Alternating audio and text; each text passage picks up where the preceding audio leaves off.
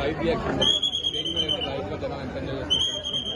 So ఎప్పుడు film చేసిన first show చూడటం అండ్ జనాలు ఎస్పెషల్లీ హిట్ టాక్ వచ్చినప్పుడు ఆ ఆనందాన్ని అక్కడ నుండి లైవ్ లో చూడటం చాలా సాటిస్ఫైయింగ్ ఎక్స్పీరియన్స్. అండ్ అంటే వేణుస్వామి గారు ఆయనే సారీ చెప్పగలేదు నేను చెప్తాను. లేదు అంటే ఇది ఆస్కర్ వైల్డ్ షార్ట్ స్టోరీ.